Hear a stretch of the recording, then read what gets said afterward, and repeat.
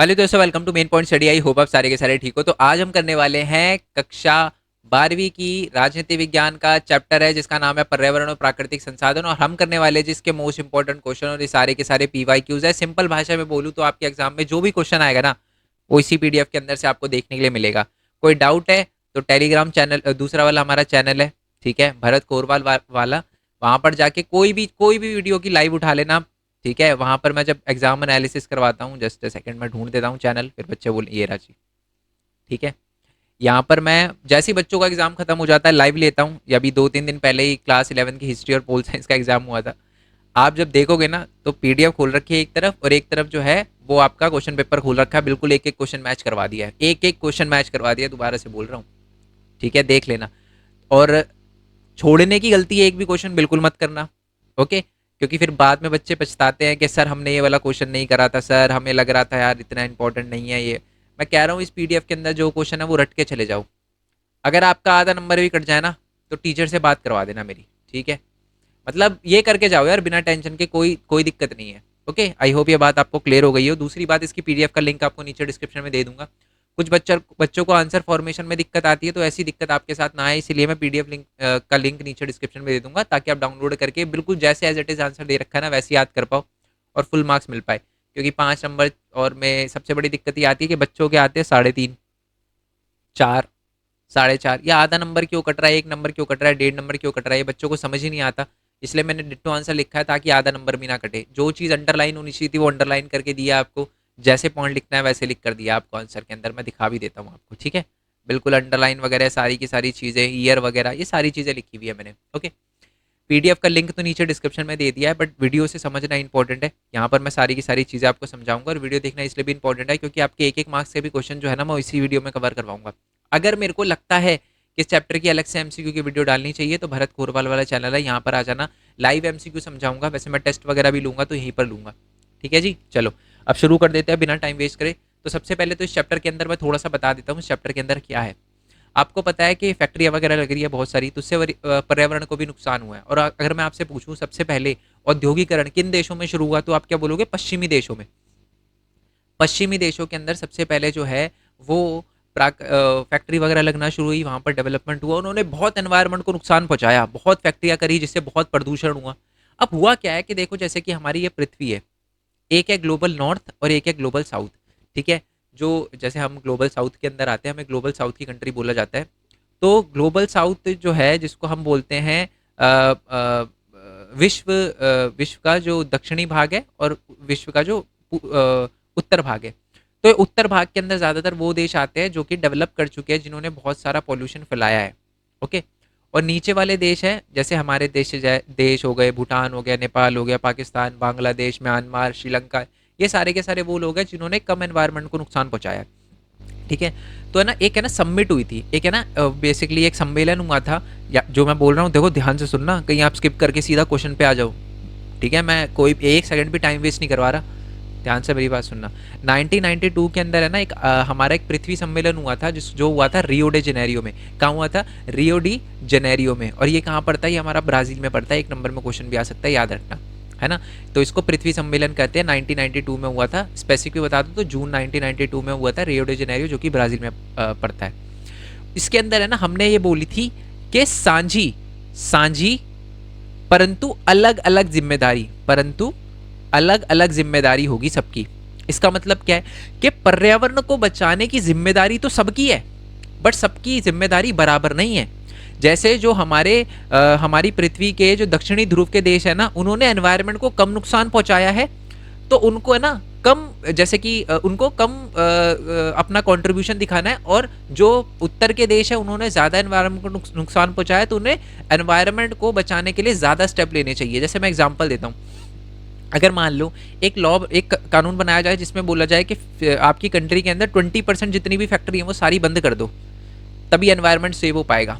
तो ये अमेरिका को बोली जाती है बात, तो समझ आता है क्योंकि अमेरिका ने सबसे ज़्यादा एनवायरनमेंट को नुकसान पहुंचाया है। बट ये बात अगर आप भूटान को बोलोगे जो बहुत ही कम प्रदूषण फैला रहा है, उसको ये बात बोलोगे कि अपनी 20% फैक्ट्रियाँ खत्म कर दो, तो ये तो बेवकूफ़ी है, क्योंकि उसने आज तक कभी इतना वो करा ही नहीं, नुकसान एनवायरनमेंट को पहुंचा नहीं। और जितना भी वो कर रहे हैं उससे ज़्यादा तो वो पेड़ वगैरह लगा देते हैं, है ना। तो इसीलिए ही भारत जैसे देशों ने और हमारे जो ध्रुव के दक्षिणी ध्रुव के देश है उन्होंने बोला कि साझी जिम्मेदारी है एनवायरनमेंट को बचाने की, बट सबकी जिम्मेदारी अलग अलग है। हमारी जिम्मेदारी कम है, जो हमारे जो यूरोपीय देश है जिन्होंने ज़्यादा नुकसान पहुंचाया एनवायरनमेंट को, औद्योगिकरण किया है, पर्यावरण को ज़्यादा नुकसान पहुंचाया, उनकी जिम्मेदारी थोड़ी सी ज़्यादा बनती है, ठीक है। और जो हमारा रियो जो जेनेरियो के अंदर यही बात बोली गई थी, और रियो डे जेनेरियो के अंदर एक और बात बोली गई थी जिसको कहा जाता है हम एजेंडा 21। एजेंडा 21 क्या है? एजेंडा 21 सबसे पहले तो इसका 21 का मतलब क्या है? 21 का मतलब है 21वीं शताब्दी। यहाँ पर एजेंडा 21 में 21 का मतलब है 21वीं शताब्दी। और ये एजेंडा 21 जो है ना, इसमें ये बात बोली गई थी कि हम 21वीं शताब्दी के लिए प्लानिंग करें, ठीक है, और यहाँ पर सतत पोषण विकास करें। सतत पोषण विकास का मतलब क्या होता है?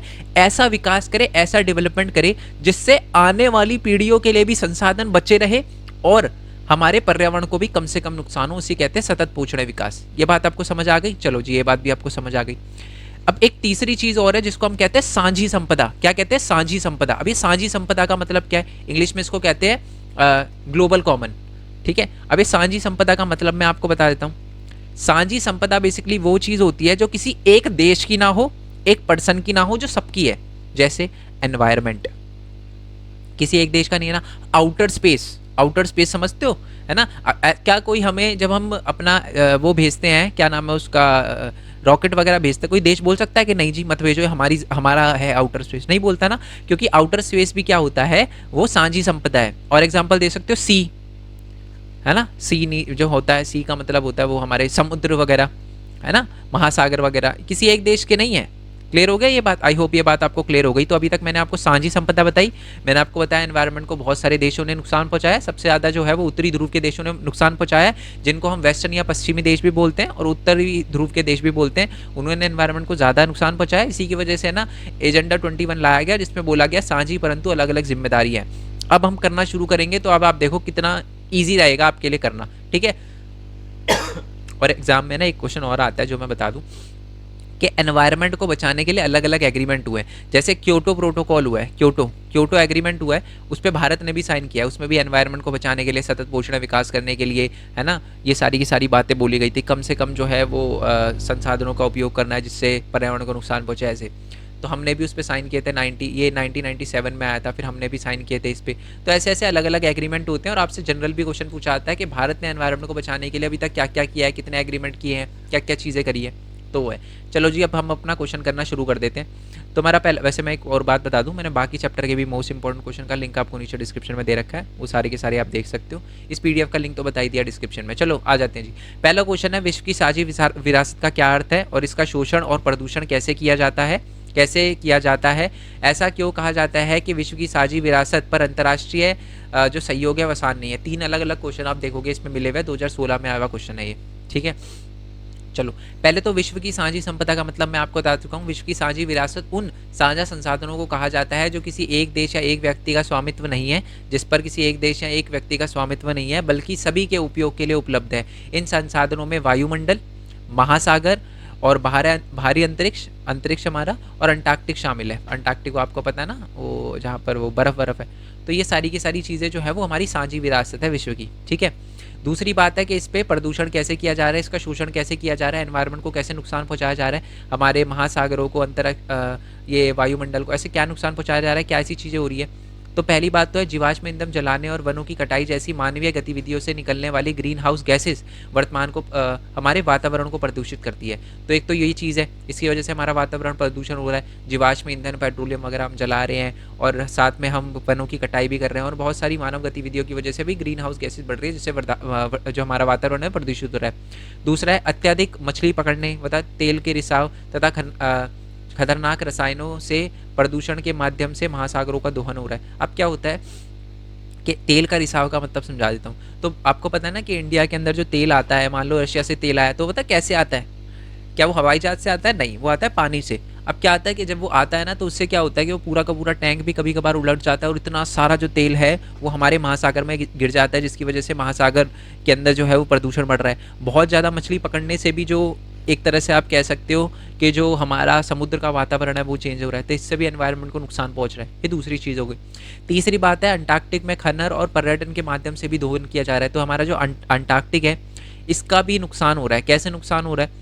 तो अंटार्कटिक के अंदर क्या है, खनन यानी खुदाई वगैरह शुरू हो रही है, और वहाँ पर भी अब घूमने वगैरह की जगह वगैरह का बना दिया, वहाँ पर घूमने ले जाया जा रहा है, जिससे वहाँ पर पर्यावरण को बहुत ज़्यादा नुकसान पहुँच रहा है। इसमें एक चीज़ और लिख सकते हो, जो कि है आप अंटार्कटिका तो मैंने आपको बता दिया। अच्छा हाँ, हमें ना बहुत सारी ऐसी गैसेस का प्रयोग कर रहे हैं जिसकी वजह से हमारा जो ओजोन लेयर है ना, ओजोन लेयर आपको पता होना चाहिए, पृथ्वी, ये पढ़ा ही होगा आपने 10th में, हमारे पृथ्वी के चारों एक लेयर है O3 की, जिसको कहते हैं ओजोन लेयर, और इसकी वजह से क्या होता है कि हमें स्किन कैंसर नहीं होता। बट क्या हो रहा है कि हम पर्यावरण को इतना नुकसान पहुंचा रहे हैं कि उस ओजोन लेयर से छेद हो रहा है, जिसकी वजह से हमें नुकसान वगैरह पहुंच सकता है, स्किन कैंसर हो सकता है। बिल्कुल सही सुना, स्किन कैंसर हो सकता है। ठीक है, अब नेक्स्ट जो है इस क्वेश्चन का ही थर्ड वाला पार्ट देखते हैं। अब देखो ये क्वेश्चन कितना पेचीदा है, इस क्वेश्चन के अंदर ही 3 अलग अलग पार्ट दे रखे हैं, समझ रहे हो। तो पहले तो हमने देख लिया कि विरासत का मतलब क्या होता है, साझी विरासत, फिर हमने देख लिया ये प्रदूषित कैसे हो रही है, और अब देखेंगे ऐसा क्यों कहा जाता है कि विश्व की साझी विरासत पर अंतर्राष्ट्रीय सहयोग आसान नहीं है। मतलब इसमें इसको लेकर है ना अलग अलग देशों की अलग अलग चीज़ें हैं। मतलब कोई बोलता है नहीं हम पर्यावरण के नुकसान को मानता नहीं, कोई कहता है कि जी हाँ हम कम से कम प्रदूषण करेंगे। तो अंतर्राष्ट्रीय सहयोग नहीं हो पाता, कभी भी साथ में सारे के सारे देश है ना सहमत नहीं हो पाते। तो यही बात लिखी हुई है। जैसे देखो, साझी विरासत पर सहयोग करना आसान नहीं है। अंटार्कटिक संधि हुई थी हमारी, जो हुई थी 1859 में, 1 मार्क्स में क्वेश्चन आ सकता है, याद रखना। मॉन्टेरियल न्यायाचार, मॉन्टेरियल जिसको इंग्लिश में कहते हैं प्रोटोकॉल, ये हमारा 1817 में हुआ था, और अंटार्कटिक पर्यावरण न्यायाचार ये 1991 में साइन हुआ था। जैसे कई महत्वपूर्ण समझौते हुए हैं, परंतु अस्पष्ट वैज्ञानिक साक्ष्यों और समय सीमा के आधार पर आम पर्यावरण एजेंडा पर आम सहमति हासिल करना मुश्किल है। तो इसका मतलब ये आपको बताना है कि बेसिकली हमारे एग्रीमेंट तो बहुत सारे हुए हैं, परंतु अस्पष्ट वैज्ञानिक साक्ष्यों की वजह से, मतलब कुछ कंफर्म रिपोर्ट ना होने की वजह से, और समय सीमा के आधार पर आम, मतलब समय सीमा, कोई कहता है कि जी 2 महीने के अंदर क्या है कि 2 साल के अंदर आपको पर्यावरण को बचाना है और 2 साल के अंदर आपको अपने प्रदूषण को कम करना है। कोई बोलता है नहीं हमें 20 साल चाहिए, कोई बोलता है नहीं 30 साल चाहिए, कोई कहता है नहीं हमें 50 साल चाहिए कम से कम। तो इसको लेकर भी कहीं ना कहीं पर्यावरण को नुकसान वगैरह हो रहा है।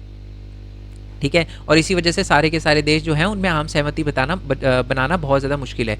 इसी प्रकार साझी विरासत के रूप में जो भारी अंतरिक्ष के इतिहास स्पष्ट रूप से दर्शाता है कि इन क्षेत्रों का प्रबंधन पूरी तरह से उत्तर दक्षिण असमानताओं से भी प्रभावित है। इसका मतलब क्या है, मैंने आपको बता ही दिया कि हमारा जो अर्थ है उसके जो उत्तर के देश है वो बोलते हैं कि नहीं हम जो है वो अभी जो है वो एनवायरनमेंट को तो बचाएंगे, बट हम जो कर रहे हैं वही, वो भी आप भी वही करो।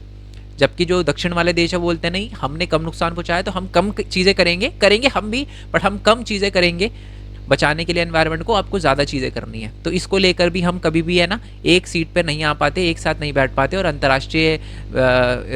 अंतर्राष्ट्रीय जो पॉलिटिक्स है उसके अंदर कभी भी एक आम सहमति नहीं बन पाती साझी विरासत या पर्यावरण को बचाने के लेकर। ठीक है, पहला क्या था कि बहुत सारे वो तो हुए हैं, बट सब लोग जो है उनके एजेंडा वगैरह पर उनकी आम सहमति नहीं बन पाती, और बहुत सारी जो मामले हैं हमारे पर्यावरण को बचाने के लिए उसमें उत्तर और दक्षिण की असमानताओं पर भी बहुत ज़्यादा प्रभाव पड़ता है बातों पर। ठीक है, नेक्स्ट है कि भारत ने कौन कौन सी चीज़ें करी है पर्यावरण को बचाने के लिए। अब देखो सारे के सारे वही है, मैं पढ़ देता हूँ। भारत सरकार की पहल पर्यावरण संबंधी मुद्दों से संबंधित कई कार्यक्रम के माध्यम से वैश्विक प्रयासों में भाग ले रही है, उसके समर्थन बताने, उदाहरण वगैरह बताने। बहुत इंपॉर्टेंट क्वेश्चन है ये 2015 में आया हुआ है, 2014 में, 13 में, और मैं आपको बता दूँ 2022 के अंदर भी सेम क्वेश्चन आया था। ठीक है, और यहाँ पर दिल्ली लिखा है तो कंफ्यूज मत होना। ठीक है, क्योंकि मैंने 1-2 पेपर दिल्ली के थे, बट बहुत सारे मैं आपको बता दूं ये जो मैं वीडियो बना रहा हूँ वो सारे के सारे स्टेट बोर्ड के बच्चों के लिए है, CBSE के लिए है, HBSE के लिए है ना, यूपी बोर्ड के, हर एक स्टेट के बच्चों के लिए है। क्योंकि जब मैंने क्वेश्चन पेपर PYQs बनाता हूँ, मैं जब प्रीवियस ईयर क्वेश्चन पेपर निकालता हूँ ना, तो मैं ये नहीं देखता कि स्टेट का है, सारे इंपॉर्टेंट क्वेश्चन होते हैं उसके अंदर। ठीक है, तो इसे करना बिल्कुल भी मत भूलना। चलो जी, अब आ जाते हैं नेक्स्ट वाले क्वेश्चन पे, इसे ही पढ़ते हैं पहले। पर्यावरण शरण यानी पर्यावरण के नुकसान को रोकने के लिए भारत सरकार द्वारा उठाए गए कदम वगैरह बताइए। किन्हीं 3 पर्यावरण मुद्दों पर भारत का रुख वगैरह बताइए। मतलब भारत ने क्या क्या चीज़ें करी है, अब ये देख लेते हैं हम। ये बहुत ज़्यादा इंपॉर्टेंट क्वेश्चन है, दोबारा से बता सकता हूँ, इससे 1 नंबर का क्वेश्चन भी आ सकता है, क्योंकि जो भारत ने जो अलग अलग नीतियाँ वगैरह बनाई है, कौन से साल में बनाई थी, इससे रिलेटेड क्वेश्चन आ सकता है। ध्यान से देखो, पर्यावरण गिरावट को रोकने के लिए भारत ने कई कार्यक्रम से वैश्विक प्रयासों में भारत सरकार द्वारा पहल की गई है। वो इस प्रकार है। पहली चीज़ भारत ने क्या करी है, भारत की राष्ट्रीय ऑटो ईंधन नीति जो है वो हम लेकर आए हैं। वाहनों के स्वच्छ ईंधन को अनिवार्य बनाती है, मतलब इसमें ये बोला गया है कि हमें स्वच्छ ईंधन का ही यूज़ करना है। और 2001 में पारित एक ऊर्जा संरक्षण अधिनियम ऊर्जा दक्षता में सुधार के लिए पहल की रूपरेखा तैयार करता है। यानी हमने एनर्जी को सेव करने के लिए और गाड़ियों के अंदर जो है वो क्लीन क्लीन फ्यूल यूज़ करने के लिए बात बोली है भारत के राष्ट्रीय ऑटो ईंधन में। और हमारा ऊर्जा संरक्षण जो कि 2001 में पारित हुआ था, ये चीज़ें हमने देखी कि एनवायरनमेंट को बचाने के लिए हम ये कर रहे हैं। दूसरा है 2003 के अंदर एक विद्युत अधिनियम आया था जिसमें नवीकरणीय ऊर्जा के उपयोग का समर्थन किया गया था। वर्तमान में भारत में प्राकृतिक गैस का आयात वगैरह कर रहा है, स्वच्छ कोयला प्रौद्योगिकी को अपनाने को प्रोत्साहित कर रहा है और इस दिशा में भारत के ईमानदार प्रयासों को दर्शाता है। इसका मतलब है ये भारत पर्यावरण को बचाने के लिए क्या कर रहा है, ये बोल रहा है नवीकरणीय संसाधन। नवीकरणीय ऊर्जा संसाधन क्या होते हैं, सोलार एनर्जी, विंड एनर्जी, जिससे एनवायरनमेंट को कोई नुकसान नहीं पहुंच रहा, उसका उपयोग का समर्थन करता है। और भारत क्या कर रहा है, प्राकृतिक गैस का भी आयात कर रहा है, जिससे प्राकृतिक गैस जो होती है वो कम हार्मफुल होती है, बहुत ही ज़्यादा कम हार्मफुल होती है पेट्रोल और डीजल वगैरह से। तो भारत जो है वो उसका उपयोग कर रहा है। नेक्स्ट है कि हम स्वच्छ कोयले का भी उपयोग कर रहे हैं और पर ऐसी ऐसी टेक्नोलॉजी बना रहे हैं जिससे कम से कम एनवायरनमेंट को नुकसान पहुंचे। तो ये है। नेक्स्ट है कि भारत सरकार ने बायोडीजल पर राष्ट्रीय मिशन शुरू करने पर भी गंभीर है। बायोडीजल के उत्पादन के लिए लगभग 11 मिलियन हेक्टेयर भूमि का उपयोग किया जा रहा है, मतलब बायोगैस भी बना रहे हैं जिससे एनवायरनमेंट को कोई नुकसान ना पहुंचे, और इसी के लिए बायोडीजल बना रहे हैं बेसिकली, इसी के लिए राष्ट्रीय मिशन शुरू किया गया है और भारत सरकार ने 11 मिलियन हेक्टेयर भूमि जो है वो अलॉट करी है। नेक्स्ट है कि भारत का दुनिया के सबसे बड़े नवीकरणीय ऊर्जा कार्यक्रमों में से एक है। चलो इसका मतलब, हेलो हेलो हेलो, सॉरी। अब आ जाता है कि भारत का दुनिया जो भारत है वो नवीकरणीय ऊर्जा संसाधनों के उपयोग करने में जितने भी देश हैं उन सब में से सबसे बड़ा देश माना जाता है। नेक्स्ट है कि भारत सार्क आपको पता होगा कि एक क्षेत्रीय संगठन है। अभी हम आगे पीछे वाले चैप्टर में आपने पढ़ा होगा, लिंक नीचे डिस्क्रिप्शन में दे रखा होगा, अगर आपने नहीं देखा तो देखना। सार्क के बारे में भी क्वेश्चन आता है जो कि हमने चैप्टर नंबर 3 में या 4 में देखा था, जो हमारा एक क्षेत्रीय संगठन है। भारत इसके अंदर शामिल है। भारत, पाकिस्तान है ना, नेपाल, भूटान, म्यांमार, ये सारे के सारे देश सार्क के अंदर शामिल है। तो इसके द्वारा भी, इसके मंच के द्वारा भी भारत पर्यावरण की सुरक्षा वगैरह की राय बनाना चाहता है और उस पर बात वगैरह करता है। और 2002 के अंदर भारत ने 1997 में क्योटो प्रोटोकॉल हुआ था जिसमें बोला गया था एनवायरनमेंट को बचाने के लिए स्टेप लेने हैं, है ना, अपना प्रदूषण जो है वो कम से कम करना है। तो भारत ने इसे 2002 के अंदर अगस्त में साइन किया था, जिससे पता चलता है भारत एक्चुअल में एनवायरनमेंट को बचाने के लिए बहुत सारी चीज़ें कर रहा है। नेक्स्ट है कि भारत ने जी एट की बैठक, मतलब G7 G8 की बैठक होती है। G8 का मतलब होता है ग्लोबल 8, 8 बड़े बड़े जो जितने भी देश हैं उनकी मीटिंग के अंदर भारत ने विकसित देशों के उत्सर्जन का एक छोटा सा अंश मात्र है, मतलब है ना 8 देश है जो दुनिया के सबसे बड़े, उसमें से भारत भी एक है। बट भारत है ना जो, अगर एनवायरनमेंट को नुकसान पहुंचाने की बात है तो वो बहुत ही कम करता है, सामान्य लेकिन विभेदिक जिम्मेदारियों के सिद्धांत के आधार पर भारत की राय है कि विकसित देशों को समस्या की जिम्मेदारी लेनी चाहिए क्योंकि उन्होंने व्यापक अवधि में उत्सर्जन जमा किया है। इसका मतलब है G8 के अंदर जो भारत है वो भी शामिल होता है और भारत के साथ साथ बहुत सारे विकसित देश भी है।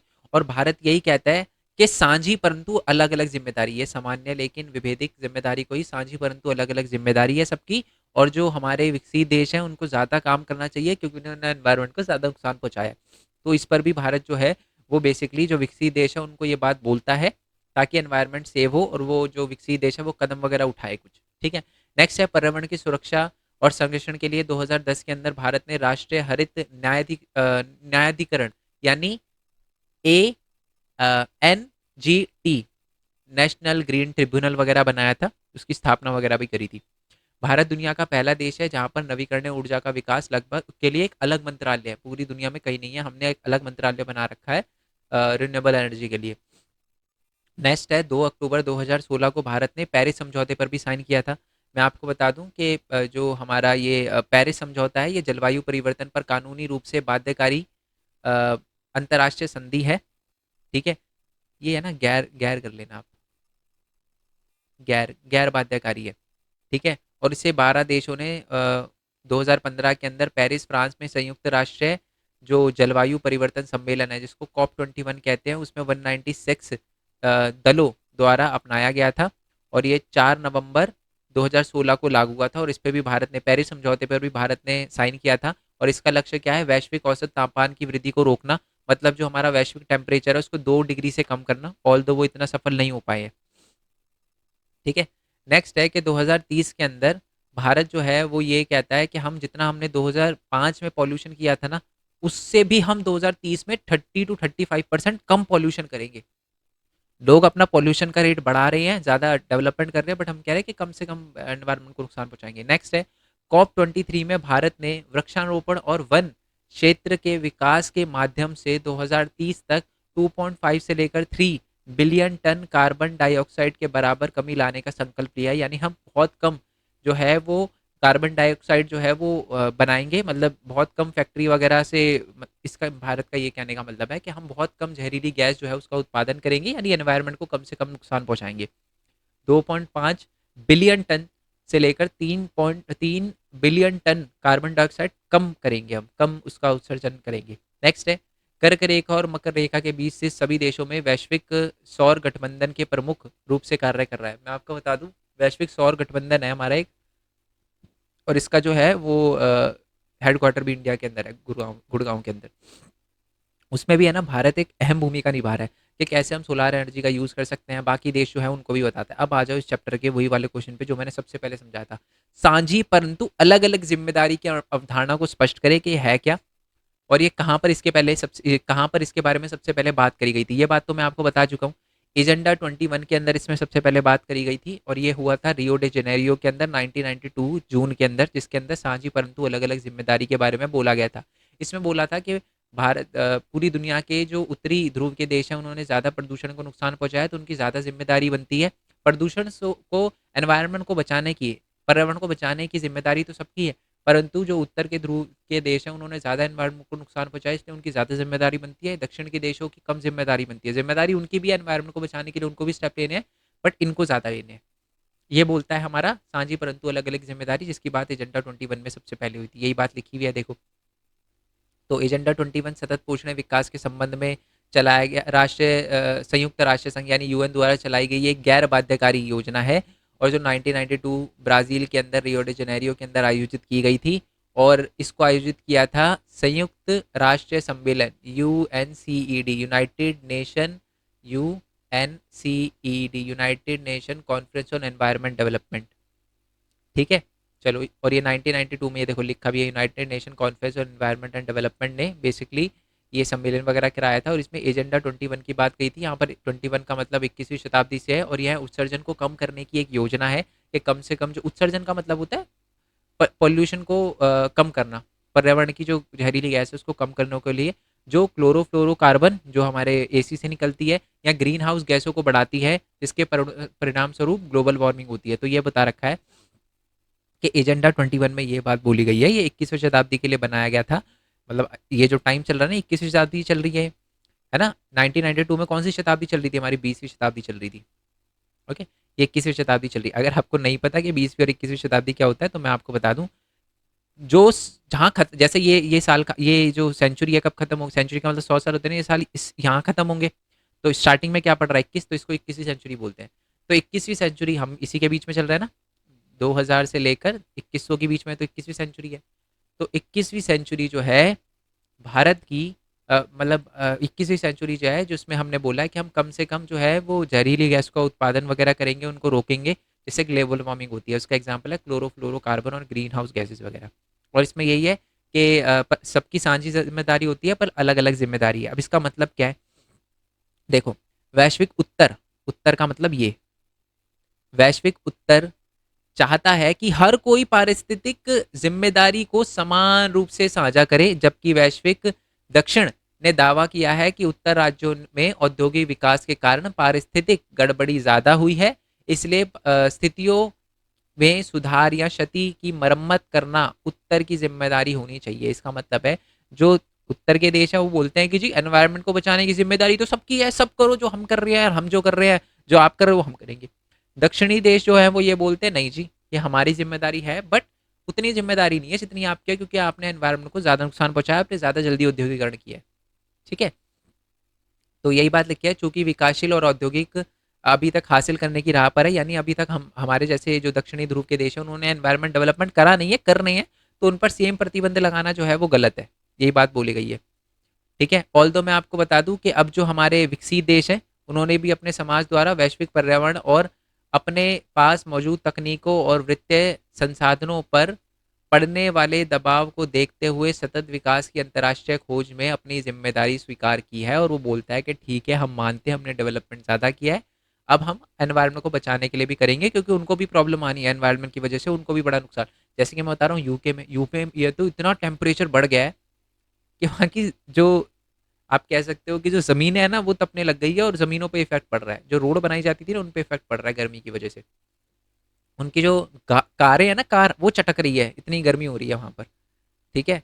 तो इसी वजह से अब उनको, उनकी भी मजबूरी बन गई है एनवायरनमेंट को सेव करना, क्योंकि अगर वो पहल नहीं करेंगे तो हम जैसे देश तो बोलेंगे हमने तो कुछ करा ही नहीं, हम तो एनवायरनमेंट को नुकसान पहुंचा ही नहीं रहे आप जितना। तो इसी वजह से नेक्स्ट आ जाते हैं कि मूल निवासी जनसंख्या। अब सबसे पहले तो मूल निवासी का मतलब समझो कि मूल निवासी का मतलब क्या होता है और उनके अस्तित्व में किन्हीं दो खतरों का पर प्रकाश डालिए। मूल निवासी बेसिकली वो होते हैं जो किसी एरिया में बहुत टाइम पहले से रह रहे हैं, और है ना जो विदेशी लोग जो आते हैं ना, इनको उनकी जगह से वगैरह से हटा देते हैं। अब इनको है ना, मूल निवासियों को अगर मैं समान भाषा में बोलूँ ना, तो इनको कहते हैं आदिवासी लोग। ये वो लोग होते हैं जो जमीन को सब पूजते हैं, है ना, जो जमीन को ही अपना कर्ता धर्ता मानते हैं और जमीन की बड़ी रिस्पेक्ट करते हैं। ये जमीन से बहुत जुड़े हुए होते हैं, पर्यावरण को लेकर इनका रवैया बहुत अच्छा होता है। ये एनवायरनमेंट को कम से कम क्या नुकसान ही नहीं पहुंचाते। ठीक है। बट आज है ना, मूल निवासियों की जो जनसंख्या है उन पर बहुत ही ज्यादा प्रॉब्लम आ रही है। अब क्या क्या प्रॉब्लम आ रही है वो देखो, जस्ट अ सेकेंड, चलो क्या क्या प्रॉब्लम आ रही है देखो। पहले तो मूल निवासी की पढ़ लेते हैं। मूल निवासी जो है वह लोग हैं जिनके हितों और अधिकारों का साम्राज्यकरण उन विदेशी लोगों द्वारा किया जाता है जो समय समय पर क्षेत्र में प्रवास करते हैं। तो मूल निवासी बेसिकली वो लोग होते हैं जिनके अधिकारों और हितों को छीना जाता है उन लोगों द्वारा जो कि समय समय पर उनके देश में आकर उनकी जमीनें वगैरह छीन लेते हैं। अब उनको क्या क्या समस्या आती है वो देखते हैं। वैश्विक राजनीति में मूल निवासी जो लोग हैं वैश्विक समुदाय में समान रूप से मूल निवासी लोगों के प्रवेश की इच्छा रखते हैं। वो कहते हैं जैसे विश्व समुदाय में बाकी लोगों को समझा जाता है ना, हमको भी बिल्कुल वैसे ही समझा जाए, हमको भी इक्वल राइट दिए जाए बाकी लोगों की तरह। और मध्य और दक्षिणी अमेरिका, अफ्रीका, भारत और दक्षिणी एशिया के क्षेत्रों में ऐसे क्षेत्र जो है जहां अधिकांश स्वदेशी लोग पाए जाते हैं, सबसे ज्यादा स्वदेशी लोग इन्हीं देशों में पाए जाते हैं, भारत में उनमें से एक है। इन क्षेत्रों में उन्हें आदिवासी लोगों के रूप में जाना जाता है। और ओशनियाई क्षेत्र से संबंधित वर्तमान द्वीप के राज्यों में ऑस्ट्रेलिया और न्यूजीलैंड शामिल है। ओशनियाई क्षेत्र होते हैं, ओशनियाई क्षेत्र जो ओशन के अंदर, जैसे आपको पता है ऑस्ट्रेलिया चारों तरफ से पानी से घिरा हुआ है, न्यूजीलैंड चारों तरफ से पानी से घिरा हुआ है, इसलिए इसको ओशनियाई क्षेत्र कहते हैं। ठीक है, चलो। तो ये तो जनरल पॉइंट था। अब क्या प्रॉब्लम आ रही है उनको वो देखते हैं। मूल निवासी लोगों के अधिकार से संबंधित मुद्दों को नजरअंदाज कर दिया जाता है क्योंकि दुनिया के विभिन्न हिस्सों में विभिन्न संस्कृतियों के लोग उन पर काबू पा रहे हैं। साथ ही इन लोगों पर अपनी आजीविका का मुख्य स्रोत भूमि खोने के कारण अस्तित्व पे भी खतरा मंडरा रहा है।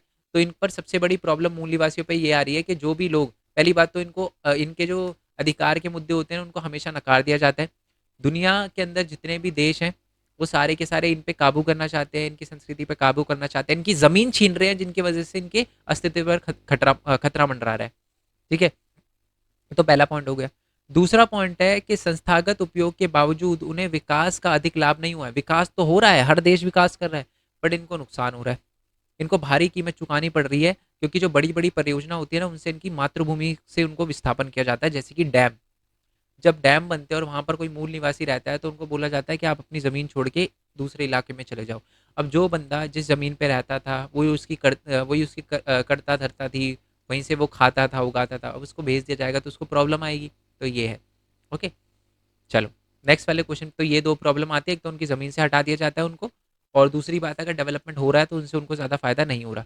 नेक्स्ट वाले क्वेश्चन पे आते हैं, पर्यावरण संरक्षण के संदर्भ में साझी परंतु अलग अलग जिम्मेदारी पर भारत का दृष्टिकोण जो है वो क्या है और इस विचार में कार्य कैसे काम किया जा रहा है, वही वही क्वेश्चन है ये बेसिकली।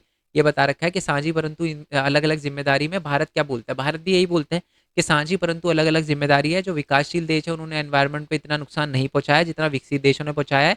तो एनवायरनमेंट को बचाने की जिम्मेदारी तो सबकी है, बट जो विकासशील देश है उनकी जिम्मेदारी थोड़ी कम है। और इसके लिए भारत क्या आइडिया देता है कि क्या क्या करना चाहिए। पहले भारत ये बोलता है कि पर्यावरण संरक्षण के लिए अंतर्राष्ट्रीय कानून विकासशील देशों के अनुकूल होना चाहिए। मतलब अगर कानून बनाओ तो वो ये देखकर बनाओ कि हाँ, भारत जैसे देश और विकासशील देश जो है वो अभी डेवलपमेंट कर रहे हैं, तो उनकी फैक्ट्रियां बिल्कुल ही रोक देना ये सही नहीं है। तो भारत बोलता है कि जो पर्यावरण को बनाने के लिए अगर कानून बनाओ तो वो विकासशील देशों के अनुकूल होने चाहिए। नेक्स्ट है पर्यावरण संरक्षण के लिए एक संयुक्त निधि यानी फंड वगैरह बनाओ पर्यावरण को बचाने के लिए। नेक्स्ट है व्यक्तिगत क्षेत्रीय राज्य राष्ट्रीय और अंतर्राष्ट्रीय स्तर पर प्रयास किए जाए। मतलब अगर व्यक्तिगत मतलब एनवायरनमेंट को बचाने के लिए ऐसे नहीं कि सिर्फ सरकारें काम करें, लोग, डिस्ट्रिक्ट, राज्य, देश, अंतर्राष्ट्रीय सारे मिलकर काम करेंगे तभी एनवायरनमेंट बच पाएगा। तो सबकी पहल होनी चाहिए। और लास्ट भारत ये बोलता है कि सामान्य संपदा और संसाधनों पर शोध कार्य, मतलब हमें रिसर्च करते रहना चाहिए कि हम कोई जो आज आज संसाधन यूज कर रहे हैं उसकी जगह दूसरा कौन सा संसाधन यूज कर सकते हैं जिससे एनवायरनमेंट को नुकसान पहुंचे। ठीक है, चलो जी नेक्स्ट वाले क्वेश्चन पे आते हैं। सतत विकास क्या है और कार्यरत क्या और इस पे कार्यरत क्या कैसे किया जा रहा है, मतलब सतत इसे कैसे कार्यरत किया जा सकता है। मतलब बेसिकली सतत विकास, पहले तो सतत विकास बता देता हूँ मैं आपको क्या है। सतत विकास या जिसको सतत पोषण विकास कहते हैं, जिसको टिकाऊ विकास भी कहते हैं, इसका मतलब ये होता है भविष्य की पीढ़ी का ध्यान रखते हुए आज संसाधनों का यूज करना ताकि आने वाली पीढ़ी के लिए भी संसाधन बचा रहे और एनवायरनमेंट को भी बहुत कम से कम क्षति पहुंचे। ठीक है, और अगर हमें एनवायरनमेंट को सेव करना है, सतत पोषण विकास करना है, तो हमको क्या क्या करना चाहिए। पहले तो पवन, सौर, जल विद्युत जैसे नवीकरणीय संसाधनों को में निवेश करना चाहिए और उनका यूज करना चाहिए। ठीक है, स्थायी कृषि पद्धतियों को प्रोत्साहित करना जो हानिकारक रसायन के उपयोग को कम करके मिट्टी के स्वास्थ्य को भी बढ़ावा दे, मतलब केमिकल वगैरह का यूज खेती में कम करना जिससे जमीनों को ज्यादा नुकसान ना पहुंचे। नेक्स्ट है सार्वजनिक परिवहन, बाइकिंग, पैदल, है ना, और टिकाऊ परिवहन के विकल्पों को बढ़ावा देना। जैसे आप देखो, जैसे एक घर के अंदर 4 लोग रहते हैं, चारों की अलग अलग कार है, अलग अलग लेके निकलते हैं। चाहते तो एक भी लेके निकल सकते थे, नहीं तो बस ले सकते थे, मेट्रो ले सकते थे, पर वो चारों अलग अलग गाड़ी लेके जा रहे हैं। तो ऐसा नहीं करना चाहिए, एक से ही काम चलाओ, ऐसे उसका यूज करो, क्या कहते हैं उसको, परिवहन का, जिसका सब यूज कर रहे हैं जिससे एनवायरनमेंट को कम नुकसान पहुंचे। नेक्स्ट है कि ऐसी नीतियां बनाना जो व्यवसायों को विशिष्ट और उत्सर्जन कम करने जैसे टिकाऊ प्रथाओं को अपनाने के लिए प्रोत्साहित करे। बढ़िया बढ़िया बनाओ। जैसे कि मान लो ये बोला जाए, एक ऐसा कोई अवार्ड रखो कि जो कम एनवायरनमेंट को नुकसान पहुंचाएगा उस कंपनी को बढ़िया अवार्ड मिलेंगे, या उनको टैक्स में रिबेट मिलेगी, टैक्स उनको कम देना पड़ेगा। ऐसी नीतियां बनाओ जिससे प्रोत्साहित हो कंपनियां। ठीक है, नेक्स्ट आते हैं वैश्विक राजनीति में पर्यावरण की चिंता अपरिहार्य है। ये बहुत ध्यान से सुनना, मैं क्या अपरिहार्य का मतलब होता है इनडिस्पेंसेबल, जिसको हम टाल नहीं सकते। ठीक है, अब टाल नहीं सकते ऐसी ऐसी कौन कौन सी चीजें जिसको हम टाल नहीं सकते, मतलब बेसिकली ये बोला जा रहा है विश्व राजनीति में हमें आज पर्यावरण के बारे में चिंता करनी ही पड़ेगी। क्यों? क्योंकि चिंता अगर नहीं करेंगे तो बहुत सारी प्रॉब्लम आज हमें आ रही है। अब कौन कौन सी प्रॉब्लम आ रही है, नीचे तो सिर्फ पॉइंट्स में लिखा है। जैसे प्रदूषण बढ़ रहा है। आज है ना विश्व राजनीति में पर्यावरण की बात करना हमारे लिए बहुत इंपॉर्टेंट हो गया है, क्योंकि प्रदूषण बहुत ज्यादा बढ़ रहा है। ओजोन लेयर में छेद हो रहा है, स्वच्छ जल की कमी आ रही है, जैव विविधता को, जानवरों को खतरा वगैरह हो रहा है, जातियां वगैरह मर रही है। उपजाऊ जमीन जो है, मत्स्य भंडार, चरवाहों का तेजी से वो घट रही है, उपजाऊ जमीन कम हो रही है ना। और मछली वगैरह वो भी कम हो रही है। अगर समुद्र में प्रदूषण हो रहा है तो ऑब्वियसली कम होगी। नेक्स्ट है कि जो जल चक्र है वो गड़बड़ाने का खतरा रह रहा है ना। जल चक्र, क्योंकि देखो कहीं पर बारिश बहुत ज्यादा हो रही है, कहीं पर कम हो रही है। ये जल चक्र जो होता है, वाटर साइकिल होता है, उसके चेंज होने की वजह से ये। नेक्स्ट है प्राकृतिक संसाधनों का दोहन हो रहा है, एनवायरनमेंट को नुकसान हो रहा है, संसाधनों का जनसंख्या का विस्फोट हो रहा है, जनसंख्या भी बहुत तेजी से बढ़ रही है। तो इन सारी की सारी चीजों में कहीं ना कहीं पर्यावरण का बहुत बड़ा योगदान है। और अगर ये चीज़ें होती रही तो कहीं ना कहीं हमारे पूरे विश्व को बहुत ज़्यादा बड़ी प्रॉब्लम फेस करनी पड़ेगी। इसलिए वैश्विक राजनीति में पर्यावरण की चिंता करना आज इंडिस्पेंसेबल है, करनी ही पड़ेगी पर्यावरण की चिंता। हम उसको रोक नहीं सकते, टाल नहीं सकते। इसमें देखो यहाँ मैंने ये भी लिखा है एनसीईआरटी पेज नंबर 82। ये हमारा एनसीईआरटी का पेज नंबर 82 है, ये वाला। आपसे ये फैक्ट वगैरह भी लिख सकते हो, ये लिखोगे ज़्यादा अच्छा है। और आपकी अगर पुरानी बुक है ना तो उसमें शायद ये पेज नंबर 82 नहीं होगा, इसलिए मैं आपको खोल के दिखा रहा हूँ। ये एनसीईआरटी की वेबसाइट से डाउनलोड करी हुई है। तो अगर आपसे पूछा जाए कि पर्यावरण की चिंता जो है वैश्विक राजनीति में अपरिहार्य क्यों है, क्या क्या प्रॉब्लम आ रही है, तो आप ये भी लिख सकते हो कि कृषि जो उपयोग वाली भूमि है वो धीरे धीरे कम हो रही है ना। तो ये सबसे पहली प्रॉब्लम आ रही है। मत्स्य भंडार, ये तो वही वाला पॉइंट है जो ऊपर बताया। नेक्स्ट है कि संयुक्त राष्ट्र संघ की मानव विकास रिपोर्ट के अनुसार बोला जाता है कि 66.3 करोड़ लोग जो हैं वो स्वच्छ जल उपलब्ध नहीं हो पा रहा उन्हें।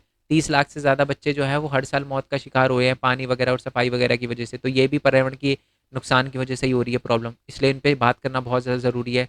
इसलिए पर्यावरण की चिंता जो है अपरिहार्य है, करनी ही पड़ेगी, उसे टाल नहीं सकते हम।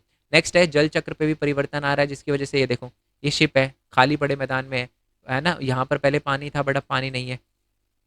तो ये भी एक देखो बहुत बड़ी प्रॉब्लम है, जल चक्र जो है वो चेंज हो रहा है। नेक्स्ट है कि धरती के उत्तरी वायुमंडल के अंदर भी जो ओजोन लेयर है वो खत्म हो रही है, जिसकी वजह से कहीं ना कहीं मनुष्य के स्वास्थ्य पे भी बड़ा असर पड़ सकता है, जिससे हमें वो क्या, वो जो बीमारी है स्किन कैंसर जो मैंने बताई थी वो भी हो सकती है। और लास्ट है कि पूरे विश्व के अंदर समुद्री तटों पर भी प्रदूषण वगैरह बस बढ़ रहा है, जिससे कहीं ना कहीं लोगों के स्वास्थ्य पे और समुद्र के अंदर जो ज़मीन है उस एरिया पर कृषि में, और साथ में वहाँ पर समुद्र के अंदर जो जानवर रहते हैं उन पर सब पे नुकसान पड़ेगा। ठीक है जी। तो इसी वजह से कहीं ना कहीं पर्यावरण की चिंता आज हमारे लिए अपरिहार्य है, करनी ही पड़ेगी हमें पर्यावरण की चिंता। ठीक है, चलो जी नेक्स्ट क्वेश्चन पे आते हैं। पर्यावरण क्षरण व चुनौती से निपटने के लिए पर्यावरण आंदोलन की भूमिका स्पष्ट करें। ये बहुत इंपॉर्टेंट क्वेश्चन है, अलग अलग से एक मार्क्स का भी क्वेश्चन आ सकता है इसमें से। यानी पर्यावरण को बचाने के लिए ना बहुत सारे अलग अलग आंदोलन वगैरह चलाए गए हैं, उन आंदोलन के बारे में लिखना है कि वो आंदोलन कौन कौन से हैं। तो डायरेक्टली इस पे आ जाते हैं। पर्यावरण आंदोलन, पर्यावरण को बचाने के लिए बहुत सारे आंदोलन चलाए हैं, जैसे दक्षिणी में मैक्सिको हो गई, चिले, ब्राजील, मलेशिया, इंडोनेशिया और अफ्रीका वगैरह। और भारत में भी वनों की कटाई को रोकने के लिए अलग अलग आंदोलन चलाए, जैसे अभी अभी कुछ टाइम पहले ही महाराष्ट्र के अंदर जो है वो संजय वन था, उसको काट के कुछ फैक्ट्री वगैरह बनाने की बात हो रही थी, है ना, जंगल को साफ करने की, तो उसको लेके फिर आंदोलन चले, है ना, जिसमें श्रद्धा कपूर भी आई थी। वो अलग बात है कि श्रद्धा कपूर ने बहुत सारी ऐसी, मतलब घर में उसके एक ही है, चार चार पांच पांच गाड़ियां खरीद रखी है उन्होंने, जिससे एनवायरनमेंट को बड़ा नुकसान होता है ना, दोगले लोग, समझ रहे हो। मतलब एक एक और है, एक मैडम और है, क्या नाम है उनका, शिल्पा शेट्टी जी। मैं क्रिटिसाइज नहीं कर रहा, अच्छी हैं वो, और वो शिल्पा शेट्टी जी हैं, उनको पैटा से अवार्ड मिला है। पैटा जो है वो एनिमल वगैरह को सेव करने की बात करता है, और ये मैडम 2 दिन बाद ही जो है वो टर्की बनाती है, मतलब चिकन वगैरह बनाती है। देखो, वेज नॉन वेज होना अलग बात है, बट दोगला होना गलत बात है ना। एक और है हमारे एक और थी, वो दिया मिर्जा भी थी, वो भी एनवायरनमेंट को बचाने की बात करती है ना, पेड़ वगैरह को, है ना। और फिर खुद 2 दिन जाकर फिर वो जान, और पैटा से अवार्ड मिलते हैं इनको। पैटा मैं बता दूं बहुत बड़ा एक वो है, ये जानवरों को लेकर बहुत सतर्क रहते हैं, बट फिर 2 दिन बाद ही जिनको अवार्ड देते हैं वो दोबारा से ऐसी हरकतें करने लगते हैं, एनवायरनमेंट को सेव कर। उनको बस पॉपुलैरिटी चाहिए होती है, देखो सिंपल सी बात है। इनको कुछ नहीं पता होता, इनसे पूछोगे ना, इनसे फुल फॉर्म भी पूछ लोगे ना, किसी भी चीज़ की जो एनवायरनमेंट से रिलेटेड हो, इनसे पूछ लोगे ना COP26 के कॉप होता क्या, उसकी फुल फॉर्म बता दो, कॉप की नहीं बता पाएंगे यार वो, समझ रहे हो। तो इस वजह से बहुत ज़्यादा ज़रूरी है कि हम खुद सतर्क बने। ये बॉलीवुड वाले तो ये तो इनकी तो वो करते हैं, ये बस दिखावा करते हैं, चलो छोड़ो। तो ये बेसिकली वनों को चलो अच्छा करा इन्होंने, कम से कम पहल तो करी, तो मैं क्रिटिसाइज नहीं करूंगा, सही है, श्रद्धा कपूर जैसे और होने चाहिए, ठीक है, बट दोगले नहीं होने चाहिए।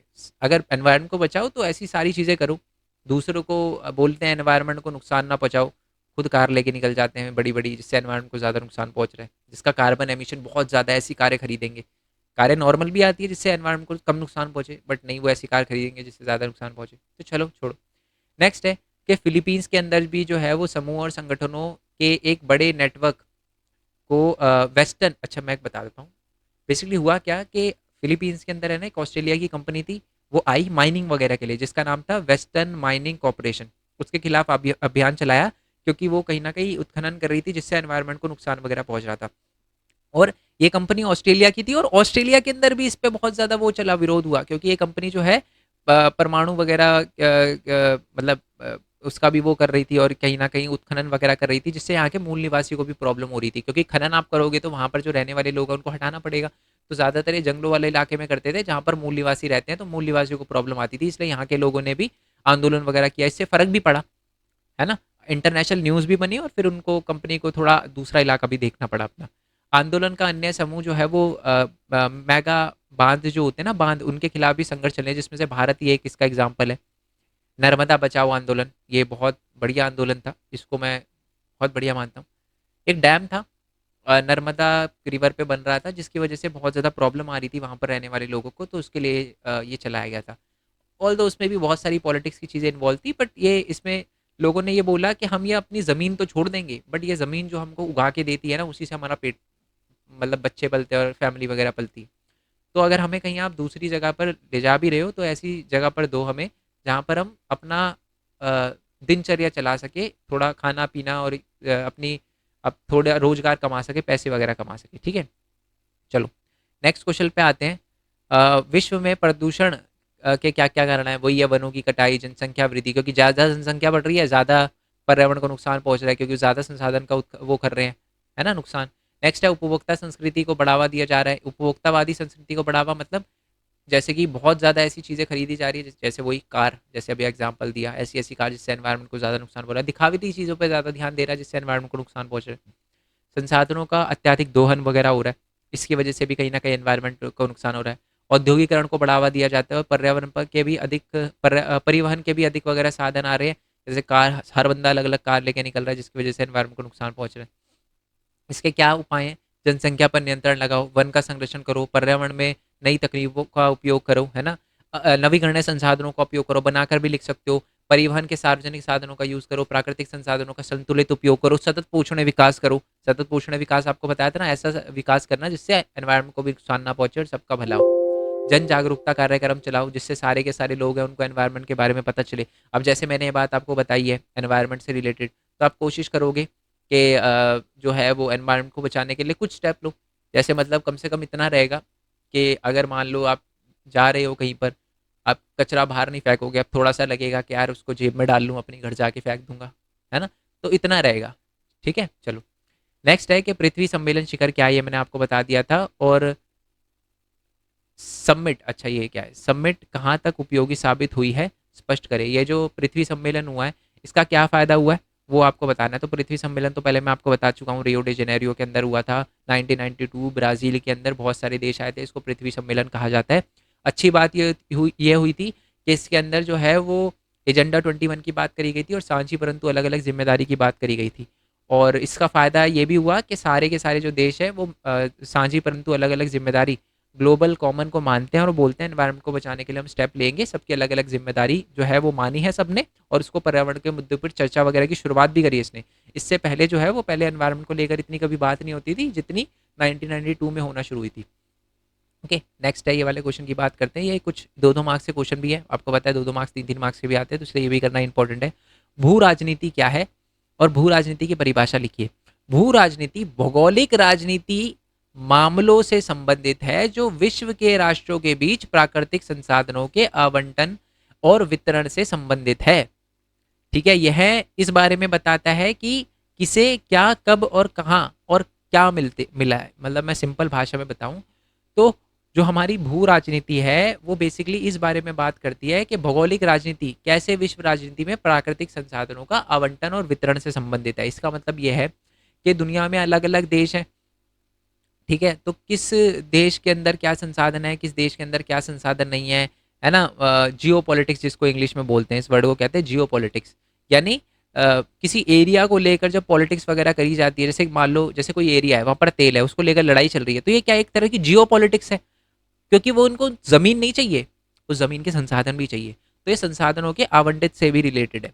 नेक्स्ट वाले उसकी बात करते हैं कि चीन ने और भारत ने क्योटो प्रोटोकॉल पर मतलब 1997 में जो क्योटो प्रोटोकॉल हुआ था ना, उसमें भारत को और चीन को जो है वो थोड़ी सी छूट मिली थी।